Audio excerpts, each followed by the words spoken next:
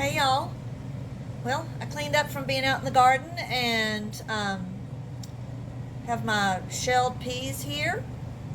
Got enough, about this much more over here to the side. Probably going to be making about 13 pint jars of canned zipper cream peas. So I'm waiting for my water to boil so that I can put these peas in it for just a little while so that all the foam that comes and the scum that comes, I can get that off. So we'll be back in just a little bit. Okay, I've got my peas. I boiled the water, brought it to a boil, and put my peas in. And you'll see that a little bit of the foam will start to come to the top. And I like this spoon here because it lets me get that foam without the foam stays on the spoon, and I just dump it over here in a bowl. Now normally when I cook these and I've got them really boiling, they're just foaming and foaming, and I'm getting all that foam off. I may not have a lot of foam because I grow my own peas and I pick them at the right time.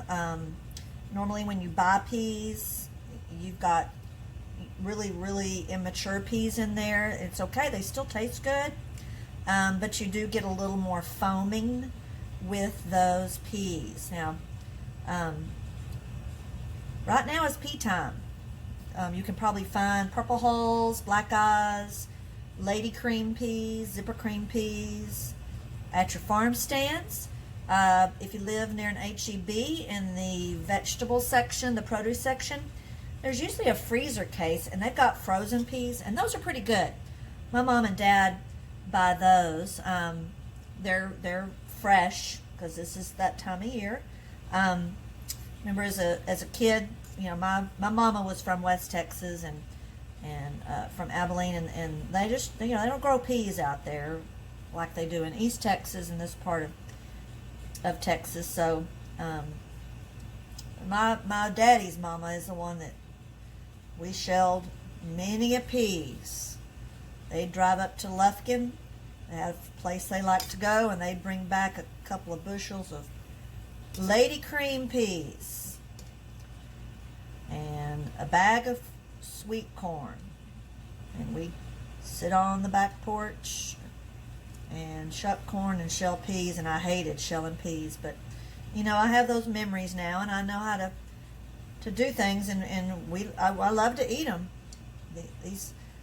My mama's mother, my mama Flo, she called them love peas because you had to really love to shell peas, and then if you fixed them for someone, you knew that they loved you. You come to my house for dinner, and I fix these peas at special occasions. You're a special guest out here at my house, and they're special. I fix them for special occasions, unless I end up canning a whole bunch of them. Normally I freeze them, but I don't have any room in my freezer. There's so many blackberries and deer sausage and deer meat and shrimp and oysters. We have a shrimp man that comes by, and I couldn't buy shrimp last week when he came by because I didn't have any room. So I decided I'm going to can these peas. I've never done it before. My grandmother always froze them, and then you'd cook them, and you'd have to cook them a while, and you don't want to put salt in them when you're cooking them because they won't cook up nice and soft. Just like with pinto beans, you don't put salt in them while they're cooking. You wait till the end. So I'm not going to put salt in these. I'm going to wait till I fix them as a meal. Now they're going to cook in these jars because I'm going to pressure can them. And when they're they looks like they're coming up to boil, I'm going to wait to see if I have any more foam. When it gets to a rolling boil, I'm not going to cook them all the way. So when they're in this jar, in the canner, for 10 pounds of pressure for 40 minutes. So I'm going to have to put a little more water than I normally do because green beans just take about 15. These take longer to cook, so they're going to take longer to pressure can. So we'll wait and see if I need to skim off any more. I'll be back. All right, so I've got these boiling, and there's just a little bit of foam coming up here, not a whole lot. I'm just going to skim that foam off with my colander spoon, is what I call this, my colander spoon, because it's got holes in it like a colander. See, I use this for lots of stuff. So, you know, since this isn't foaming up very much, I'm going to go ahead and cut this off. And let's see, move this back a little bit here. And I'm going to get I'm going to still need that. Get my bowl out of the way.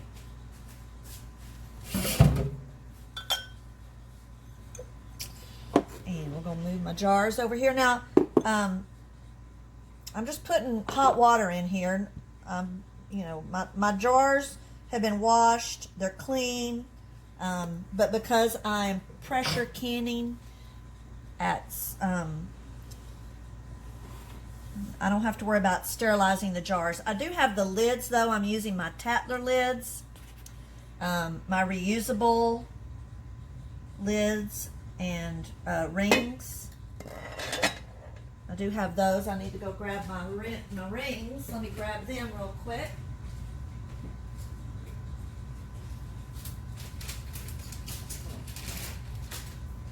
Got my rings that I'll use here. 1, 2,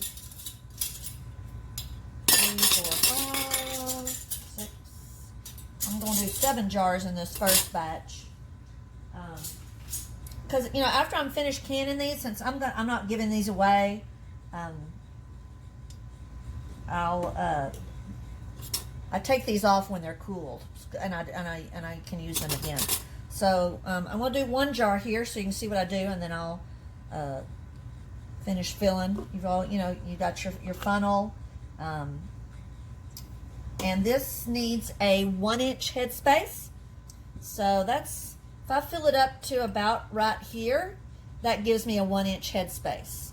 So first I'm going to add my peas, and I've already measured my peas out so that I know that I'm going to use all these peas in this group of 7, and then I've got 6 more jars behind me. Now that's a little bit too much peas, so I'm going to just shake a few back in there, and I want it, that'll give me a head inch. That's just enough for me and Steven. That's about 1-inch headspace. Normally I'd fill all my jars up, but I'm going to do that here and not take up time. And so I'm just going to use my glass measuring cup. I'll do this. I'm just going to use the water that I blanched those peas in and fill it up to that 1-inch headspace. I had my little ruler around here somewhere, but I'm going to use just a chopstick to make sure there's no bubbles. I want to get the bubbles out. Get those bubbles out. Where did my little ruler go? I wanted to make sure I had a 1-inch headspace.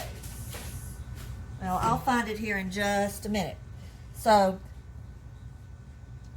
now that I have my water and my peas in there, then I'm ready to do my lids. So I'm going to go ahead and fill all these up, and I'll be back.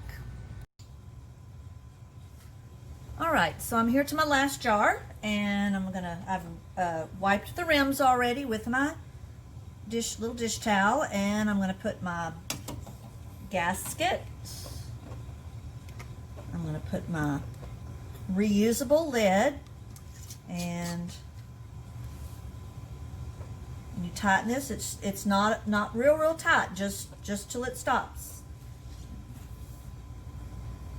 So if we come over here, I've got my water boiling that I'm going to pour in. I have 7 jars. Mine will do 8 pints, but I'm going to use that for 7. And I'm going to pour this boiling water into the canner and put my lid on. So I'm going to cut that off. I want to get my canner up to pressure as quickly as possible so that I don't have any siphoning of the liquid. So I'm just pouring this in, being very careful with the steam not to burn myself. Been better if I'd have put on some little glove things. So I've got that. No, well, let's see. Let me add some more there. And I'll show you what I've got here. Yeah, there's where I burned myself the other day on the oven, Carol. Looks bad. Okay, so you see I've got my water there. I'll put my lid on. Got that on. Okay. I'd already checked my gasket and done all the safety stuff, and I'm ready to turn it on. And it should get up to pressure pretty quick. Now I have my stove top. I have different size burners. It's a gas, and they're different BTUs. I have some that are the smaller. That's probably what you've got on yours if they're all the same size. And then I have medium, and I have one big one. So I'm getting more heat coming out from that one. So I'm able to get that canner up to pressure. So if you're using just a regular, you're going to want to crank yours up high to get that pressure up. I'm going to put my weight. This is a 10-pound pressure weight. That's pretty much, that's basic. What you're going to use. I'm using a gauge. Some people have one where there's no gauge, and you might have a weight that says 5, 10, and 15, because there are some things you would can at 15 pounds of pressure. Depends on your altitude. I'm pretty close to sea level, so mine's basically what it says in all the instruction booklets. So I'm going to have some steam coming through here in just a minute. I'll be putting this on and getting it pressurized. So I'll be back later to show you the finished product.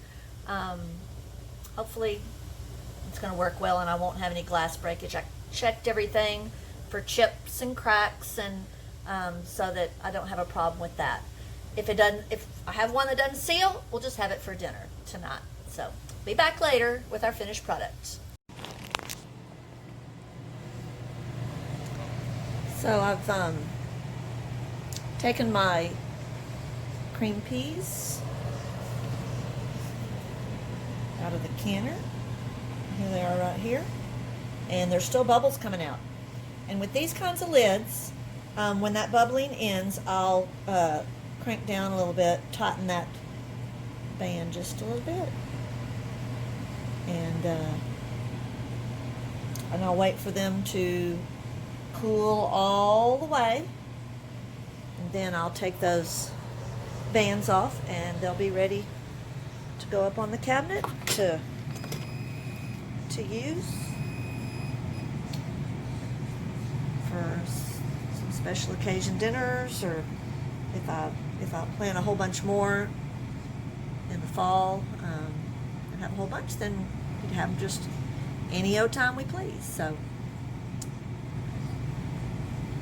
if you find some, if you like southern peas and you find some, or just, try them out. Get you some at the store, and they're really good. Put a little butter in there, a little salt, a little pepper. Stephen likes a little pepper sauce on it. I like a little bit of chow chow on top of my peas. And of course you got to make some cornbread, because when you have peas, you got to have cornbread. That's just the way it is. So I hope y'all have a great week and be happy. I wear this shirt to remind me in these times of trouble that we're having, to be happy. So, bye, y'all.